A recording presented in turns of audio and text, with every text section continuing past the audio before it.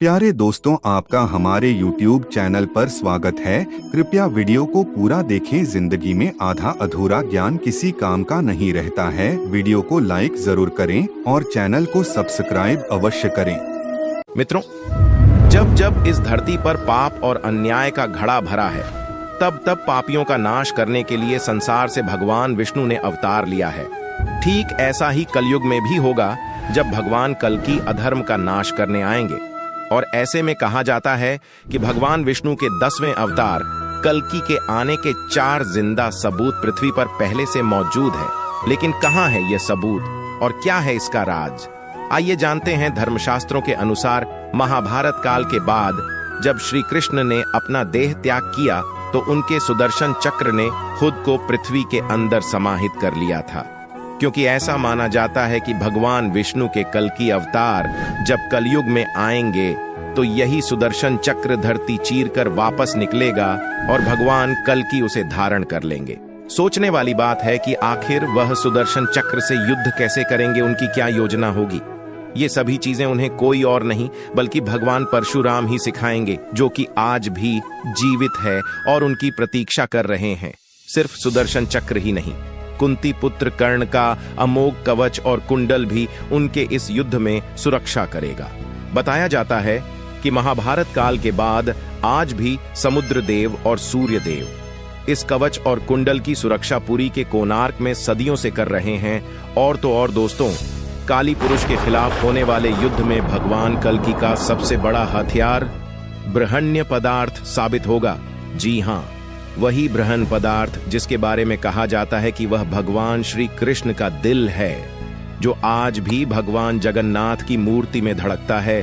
धर्म विद्वानों की माने तो ब्रह्मण्य पदार्थ में असीमित शक्तियां और कलयुग में इसी ब्रह्मण्य पदार्थ की मदद से कल्कि अवतार काली पुरुष को पराजित करेंगे। इसके अलावा भगवान कल्कि के होने वाले परिवार के बारे में की जाए तो उसका जिक्र हमें भागवत पुराण के स्कंद 12 के अध्याय 2 में साफ साफ एक कथा के माध्यम से देखने को मिलता है। कहानी के मुताबिक यूपी के संभल गांव में भगवान कल्कि का जन्म होगा और वह अपने माता पिता की 5वीं संतान होंगे, जो समय आने पर देवदत्त नाम की घोड़ी पर बैठकर आएंगे और तलवार से पापियों का नाश करेंगे, जिसके बाद सतयुग का प्रारंभ होगा। कथा में यह भी बताया गया है कि भगवान कल्कि की 2 पत्नियां होंगी, लक्ष्मी रूपी पद्मा और वैष्णवी रूपी रमा। भगवान कल्कि की पत्नी वैष्णवी के बारे में बताया जाता है कि उन्होंने त्रेता युग में ही जन्म ले लिया था। दरअसल त्रेता युग में दक्षिण भारत में रत्नाकर नाम के एक राजा हुआ करते थे। वो माता रानी की बहुत बड़े भक्त थे, परंतु वो संतानहीन थे। ऐसे में एक दिन माँ काली, माँ सरस्वती और माँ भगवती राजा रत्नाकर की भक्ति से प्रसन्न हुई और तीनों ने मिलकर अपने तेज का एक एक अंश भक्त रत्नाकर की पत्नी के गर्भ में आशीर्वाद स्वरूप दे दिया।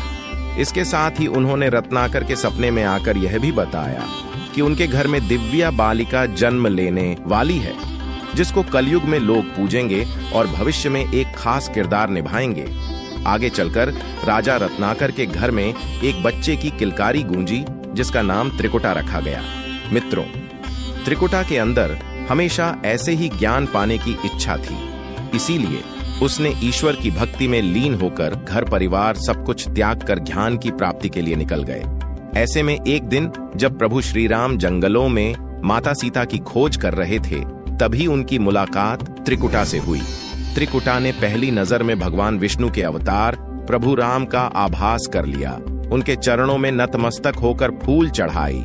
भगवान राम ने त्रिकुटा की तपस्या से प्रसन्न होकर उसको वह नाम दिया, परंतु जब त्रिकुटा ने भगवान राम को उनके अंदर समाहित होने की प्रार्थना की, तो उन्होंने इसके लिए उसे मना कर दिया और कहा कि समय आने पर एक दिन मैं तुम्हारे पास आऊंगा और अगर तुम मुझे पहचान पाओ तो मैं तुम्हारी सारी इच्छाएं पूरी कर दूंगा। यह कहकर प्रभु श्री राम वहां से चले गए।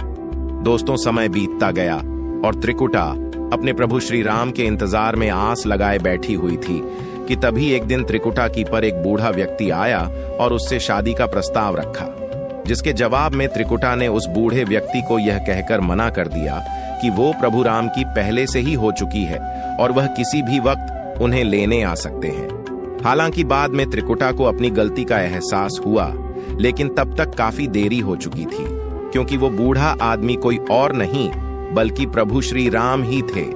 त्रिकुटा ने प्रभु राम से अपनी गलती की माफी मांगी। तब भी श्री राम ने उससे कहा कि तुम्हारी इच्छा पूरी करने का यह सही समय नहीं है। इस युग में तो नहीं, लेकिन कल युग में आप मेरी अर्धांगिनी बनेंगे। अगर वह उत्तर भारत के त्रिकुट पर्वत पर जाकर तप करेंगी, तब कलयुग में मैं आपको कल्कि के अवतार के रूप में अपना बनाऊंगा।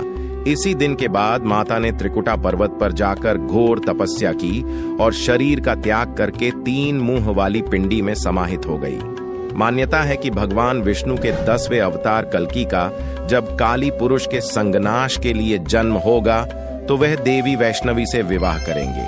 वहीं भगवान कल्कि के 4 पुत्र भी होंगे, जिनका नाम जय, विजय, मेघभाल और बलाहक होगा।